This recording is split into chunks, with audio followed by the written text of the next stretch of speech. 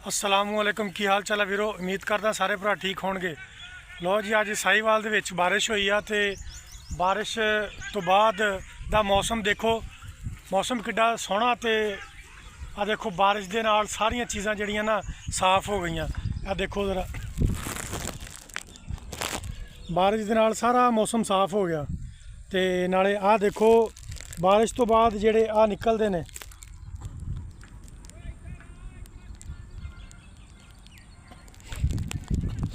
ਇਹ ਜਿਹੜੇ ਤੁਹਾਨੂੰ ਦਿਖਾਉਂਦੇ ਆ ਇਹ ਆ ਜਿਹੜੀ ਸ਼ੈ ਵਾ ਨਾ ਇਹ ਸਾਡੀ ਜ਼ਮੀਨ ਦੇ ਵਿੱਚ ਇਹ ਤੁਹਾਨੂੰ ਮੈਂ ਦਿਖਾਉਣਾ ਚੱਕ ਕੇ ਹੈ ਗਡੋਇਆ। ਇਹ ਬਾਰਿਸ਼ ਤੋਂ ਬਾਅਦ ਇਹ ਗਡੋਏ ਜਿਹੜੇ ਨਾ ਇਹ ਬਹੁਤ ਜ਼ਿਆਦਾ ਆਪਣਾ ਇੱਥੇ ਜ਼ਮੀਨ ਦੇ ਵਿੱਚ ਹੁੰਦੇ ਆ। ਇਹ ਗਡੋਏ ਦਾ ਬੜਾ ਇੱਕ ਰੋਲ ਆ, ਤੁਹਾਨੂੰ ਮੈਂ ਕਿਹਾ ਦਸੀਏ। ਇਹ ਗਡੋਇਆ ਸਾਡੀ ਜ਼ਮੀਨ ਨੂੰ आसे पासे पलटदा। ये उत्तरली जमीन थले तो थल्ली जमीन उत्ते ते उत्तरली जमीन थले जांदा। गडोए का साड़ी जमीन के नाल बड़ा तलक आ। तो मैं कहा यार बारिश पई है तो हर पासे गडोए ही गडोए होए तो मैं कहा जरा चलो दस दईए इन्हों। तो यह गडोया जरा ना ये मेरा ख्याल है कि भी यदा छिलका भी काम आउंदा किते, छिलका भी यदा बड़े दवाई शवाई च पैंदा मेरे ख्याल कि भी यह गडोया जरा ना बड़ा कीमती गडोया। इस साढ़े वास्ते बहुत कीमती है। देखो गडोया साड़ियाँ फसलों वास्ते बहुत फायदेमंद है।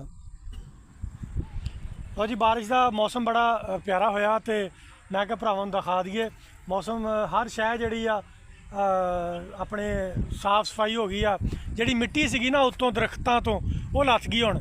तो वह भरा साडा जिहड़ा वो खड़ोता काम कर रहा, वो अपने ना कुत्तियां नूं बंधा पिया। हुण दिन हो गई है, कुत्ते बड़े जालम आ ते ये रात नूं जिहड़ा ना बंदे नूं इत्थे वड़न नहीं दिंदे। लो जी हुण काम कर रहा वा अपना। ते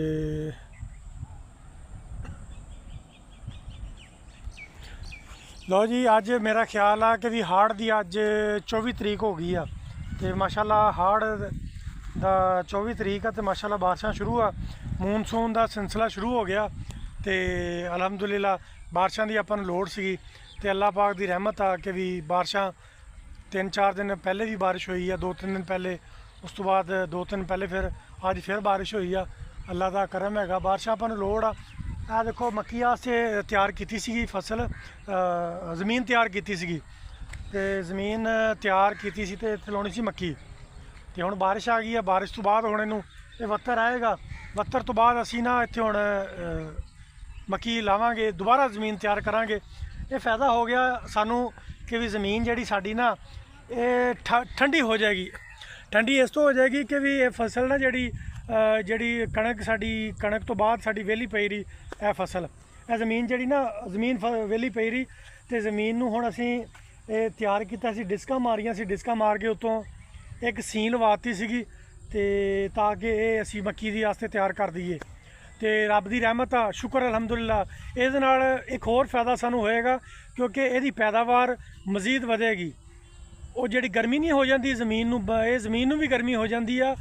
गर्मी की वजह नाल फिर एवरेज साडी घटदी आ ते ये साडी सानू सगा जिथे 60 मन 70 मन उत्थे 80 मन एवरेज साडी आएगी। तो मजीद असीं तुहानूं विखावांगे सारी सूरत हाल। तो मैं कहा चलो अज नाले बारिश पई है, मौसम तुहानूं दिखाइए तो नाले सारे साफ दरख्त भी साफ हो गए तो नाले दूजियां चीज़ां भी साफ हो गई।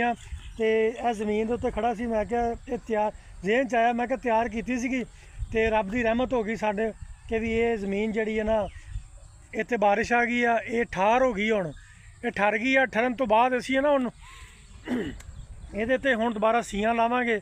ਸੀਆਂ ਲਾ ਕੇ ਤੇ ਜੇ ਸੀਆਂ ਨਾਲ ਕਾਬੂ ਆ ਗਈ ਠੀਕ ਹੈ, ਨਹੀਂ ਤੇ ਅਸੀਂ ਰੂਟਰ ਮਾਰ ਕੇ ਤੇ ਇਹਨੂੰ ਤਿਆਰ ਕਰਾਂਗੇ। ਰੂਟਰ ਮਾਰ ਕੇ ਤੇ ਫਿਰ ਇਹਨੂੰ ਮਤਲਬ ਖੇਲਾਂ ਕੱਢਾਂਗੇ। ਖੇਲਾਂ ਕੱਢ ਕੇ ਤੇ ਉਮੀਦ ਕਰਦਾ ਕਿ ਵੀ ਮੈਂ ਤੁਹਾਨੂੰ ਮਜ਼ੀਦ ਇਨਸ਼ਾਅੱਲਾ ਤੁਹਾਨੂੰ ਦਿਖਾਵਾਂਗੇ ਸਾਰੀ ਸੂਰਤ ਹਾਲ। ਅਸੀਂ ਮੱਕੀ ਵਾਸਤੇ ਪੈਲੀ ਜਿਹੜੀ ਤਿਆਰ ਕੀਤੀ ਸੀ, ਹੁਣ ਮਜ਼ੀਦ ਇਨਸ਼ਾਅੱਲਾ ਅਗਲੇ ਵੀਡੀਓ ਦੇ ਵਿੱਚ ਤੁਹਾਨੂੰ ਫਿਰ ਸਾਰਾ ਕੁਝ ਦਿਖਾਵਾਂਗੇ। ਆਹ ਦੇਖੋ